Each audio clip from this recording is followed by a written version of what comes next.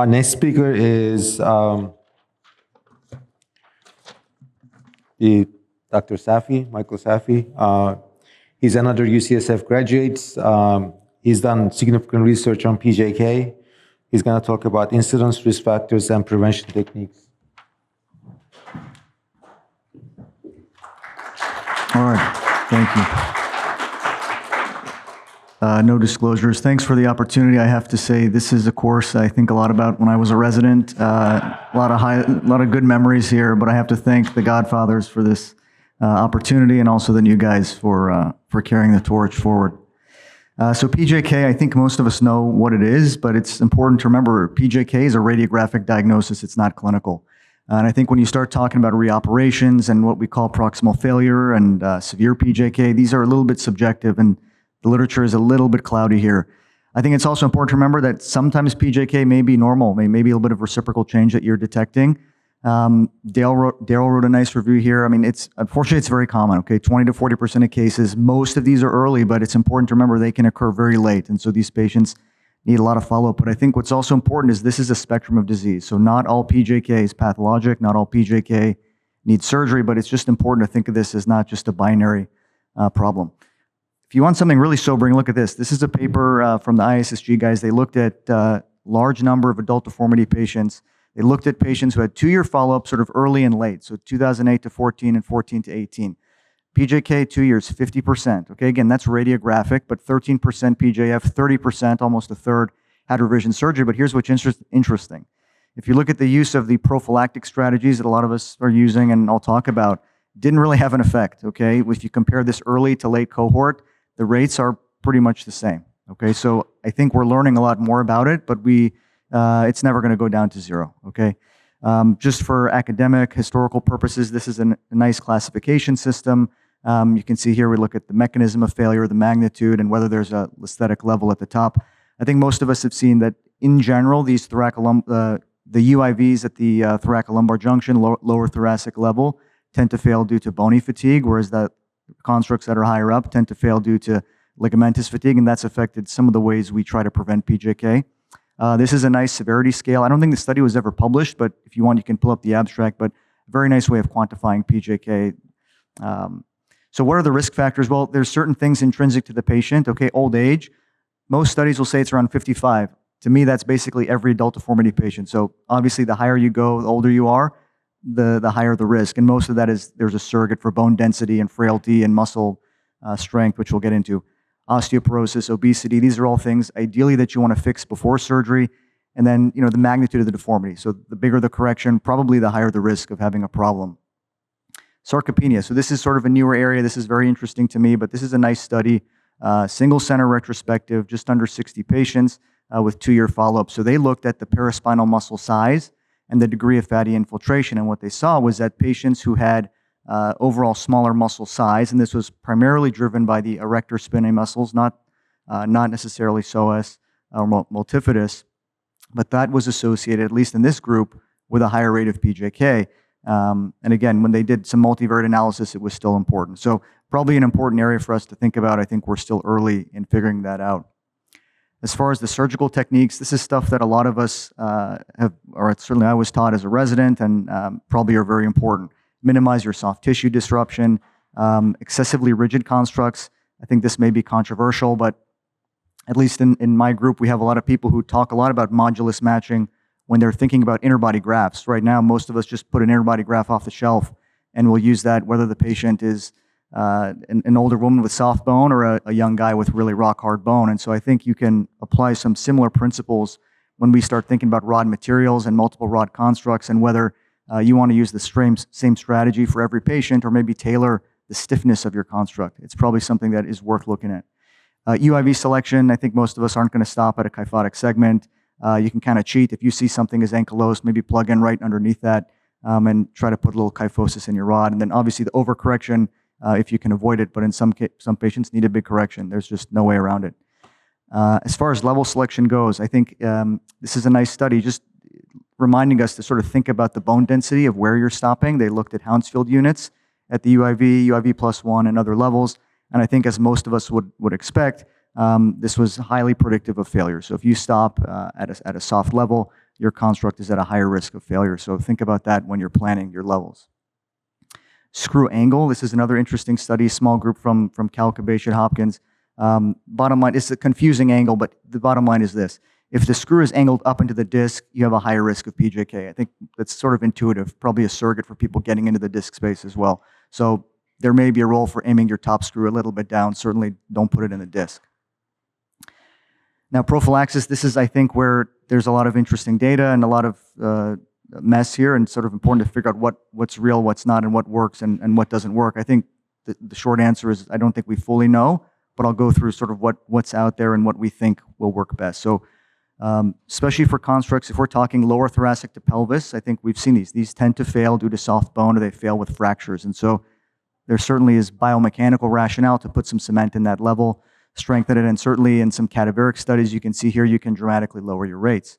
But what does it look like in a person or in people? So this is a study, retrospective, one place, small group, 28 patients. They put cement above the level of the UIV, not in the UIV, and they found much lower rate of early PJK. And given that the cost of cement is relatively low relative to revision surgery, it's probably cost effective.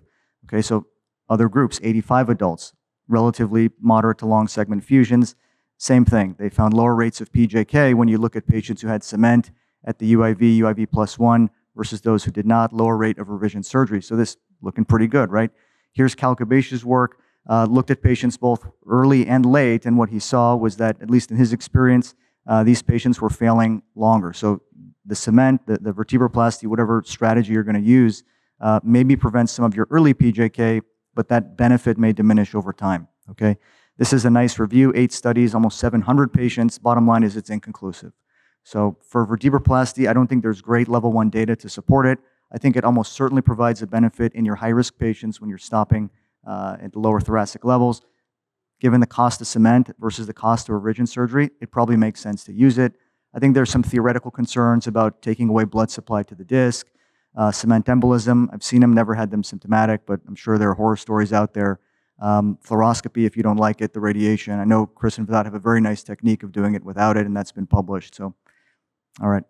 TP hooks, so a little bit different here. For constructs where we're stopping in the upper thoracic spine, I think the thought, at least when I was taught, was that a lot of this is ligamentous fatigue, okay?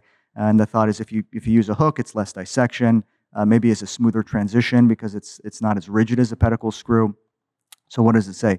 I'm putting this here mainly for historical reasons. Okay, these are AIS patients, but hook constructs for these AIS patients had lower rates of PJK. We're talking about adults, very different. But here's some work, single center, about 50 patients. Okay, what they found was TP hooks had a 0% rate. Okay, it's probably not really zero. You just haven't followed these patients long enough. Pedicle screws 30%. Another retrospective study, relatively small, 40 patients, lower thoracic to pelvis. Okay, which I'm not using hooks for lower thoracic, but either way. When they tried this strategy, 18% rate of PJK with the hooks versus 27. Okay,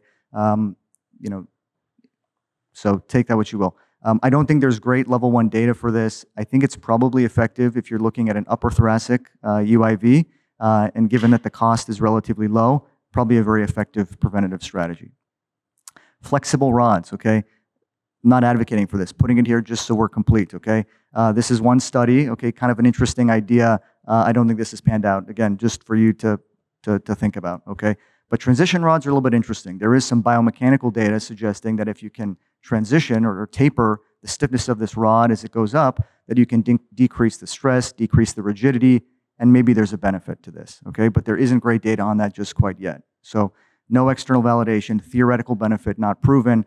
I think custom rods have actually introduced something that's sort of interesting. I don't do it, but I know some people are putting a built-in taper in the rod diameter as they go up. And so as that data matures, I think we're going to have a little bit more hard evidence whether or not this is something beneficial or not.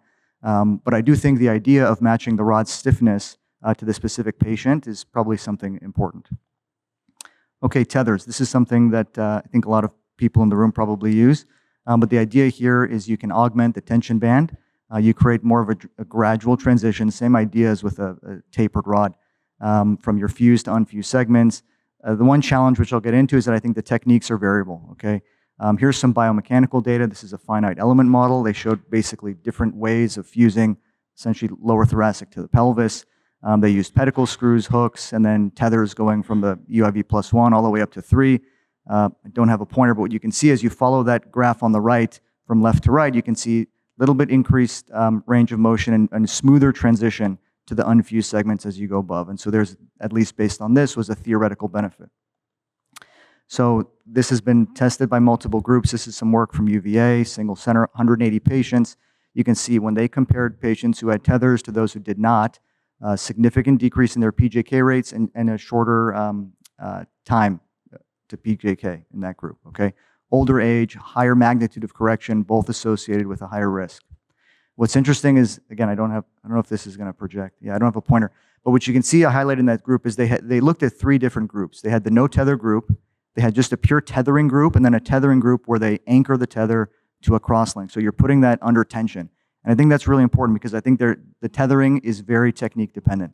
But the bottom line, I know it's very small there, but the point is, as you go from no tether to a tether only to a tether with tension, the rate of PJK goes down. And so does your proximal junctional angle. Same group, same idea. The challenge with a lot of these studies, though, is that they represent evolution of technique over time. So you're not really able to tease out the effect of a single variable like tethering because a lot of different things are changing. We're learning a lot, and people are changing multiple strategies as they go, especially in this prophylaxis era. But the point here was even in a multivariate model, lower rates of PJK, lower rates of revision surgery, and the tethers tend to pan out when you look at all other variables. This is the stuff this is the work from UCSF, 200 patients, 100 pre-post tether, same thing, okay? Lower change in that proximal junctional angle, lower rate of revision surgery, which we called PJF. And even when you do a nice propensity match, you see a dramatic difference, okay? So at least in this data set, really significant benefit. Here's the one study that doesn't show benefit, okay? Smaller group, 100 patients, single surgeon, so limited in that sense. They found no difference, but I put the picture there so you can see that's tethering, that's not really tension, that's not tied to a crosslink. And this is sort of what makes me think that there's probably a lot to the technique. And so unfortunately right now, there's really not a standardized way that people are tethering. I think everyone has their own special way, but I think the key, at least if you look at that UVA data, is that if you put the tether under tension and can somehow secure it, whether you use a crosslink or whatever other accessory device you want to use, I think putting it under tension and locking it to the rod is probably important. And this has been studied. So if you look, and they've reviewed all the work that's out there right now, 15 papers, most of them favor the use of it. But the authors do say very appropriately, no single technique is going to solve this problem. So for tethers, same thing. No level 1 data, but multiple studies now from multiple centers are showing the same thing, that this is probably beneficial. And again, tethers are cheap. A revision operation is very expensive, so probably worth doing, okay? But again, there is no standardized way that I know of where people are tensioning to the exact same amount of force or tensioning specifically to what that particular patient may or may not need. Okay, what about MIS? So the reason I think this got attention was some of these earlier studies looking at MIS, these sort of hybrid lateral and PERC posterior approaches found very low, surprisingly low rates of PJK, and this got a lot of attention. But when you actually look at these and compare them accurately, I don't think there's really a huge benefit, okay? The PJK rates are still very high, whether you do this MIS with PERC or open, okay? Basically, essentially the same. Alignment. So now alignment, I think, is actually perhaps one of the more important factors, okay? So most of you have seen the GAP score. This is a PI-based index. A little bit tricky to calculate, so you need a lot of information, but they can predict mechanical complications. This is what they found. It's a very good tool, and it does predict these things very well. And then obviously, I think I'm going to show a figure that's been presented basically in every talk today, but this is Dr. Kelly's work, 250 patients, all upper thoracic to pelvis fusion. So important to remember, they controlled the upper thoracic segments here, so you didn't have to depend on any reciprocal change above. But essentially what they found is this, is that the better you correct a patient, the more harmony you have between T4 and L1PA, the lower your rate of mechanical complications. So the alignment is probably really important, all right? The one thing I heard Dr. Birch's talk right before me, that was actually pretty interesting. I think we think of the spine, it's not a static structure. It's not like you're building a building or a tower and you just leave it alone. It moves. And so I think dynamic assessments are going to be really important. But to summarize, PJK, it's very complex, but very common. I think you have to address the things that you can, things like bone mineral density, obesity, patient's muscle.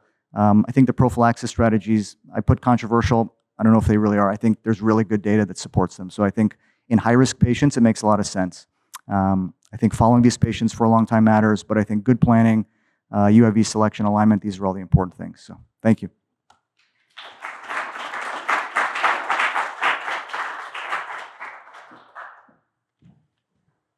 Right, PJK is hot topic. Everybody's going to ask a question, make a comment. I'm going to use my executive power to move on so we can have the questions after the talks at the end. Because I know if you open up the discussion about the PJK, it's going to take about an hour. So our next speaker is because we are a little bit late on the time. And also we will have time to discuss about PJK during the case presentation.